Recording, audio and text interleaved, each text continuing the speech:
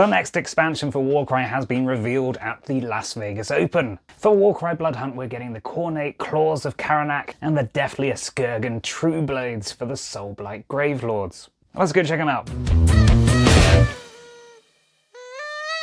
So not every warband descends on the Narwhal to nick artifacts from the Ravening Ruins. Some simply want to make a pilgrimage there to test their combat skills, slaughter powerful new foes, and shed gallons of lovely, lovely blood.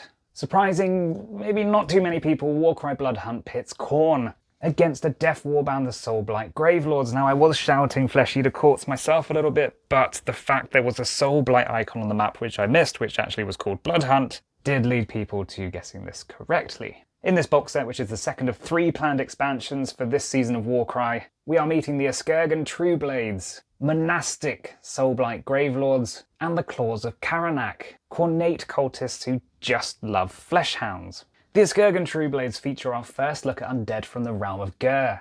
The Soulblight curse afflicts this order of warrior monks just like any other vampire, but in order to sate their thirst, they hunt the great beasts of the realms, gorging themselves on primal energies and attempting not to succumb to their bestial tendencies. As you can see, these are some fantastic looking miniatures, with an interesting kind of Asian influence, alongside scimitars and a kind of emaciated look that does rather remind me of the Necrarch vampires of Warhammer Fantasy, albeit ones with a bit more martial prowess. During the live preview, we were given a little bit more information about this warband than's actually given in the article. We are told they go to great lengths to try and hold in their bestial nature, even locking themselves within a crate alongside a human, a very unfortunate human, who they try and not eat for several days. Now, it still doesn't seem like they actually prize humans in any way. They just don't think they're a worthy cattle for them to be feasting on, choosing instead to go for the larger prey of Ghur.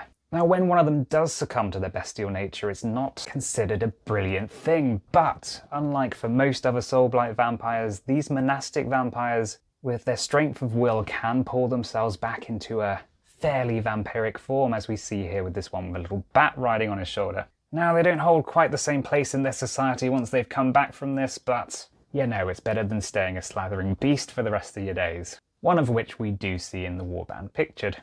Before I move on to the Khorne boys, I will just note this weapon here as well, which solves one of the Rumour Engines we've seen previously.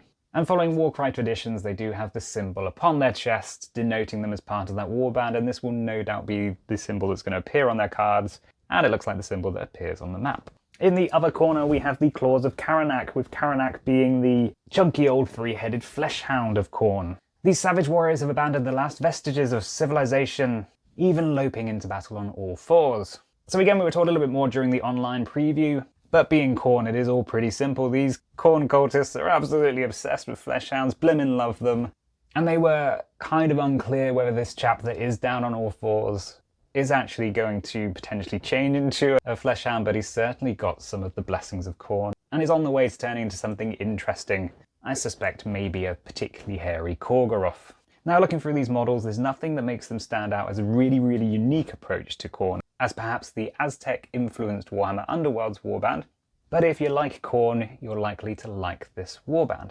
So alongside these two warbands that bring 8 models apiece, we get a bevy of new terrain, again focusing around the Narloaks and the Narloak models that we've seen previously.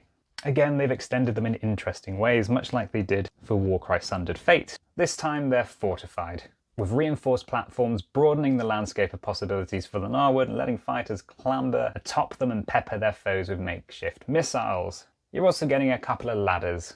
Who doesn't love a ladder? As we now know to expect from a Warcry expansion, the box will contain a warband tome, Predator and Prey, which will detail the lore and the rules for both warbands, bring some fresh rules to the game and scenarios into the fray. Now, because these expansions follow an approximately 3-month pattern, we can expect this to arrive sometime in February, potentially creeping into early March. So checking out the Kill Team schedule, it does look like that will be first, as they were actually due a box set around January time. So for more from Warcry, you can check out my Sundered Fate video, which will also give you an idea of this kind of expansion like Warcry Bloodhunt is for you. Or for more from the LVO, you can check out the fabulous Magic Space Lizards. Thanks for watching.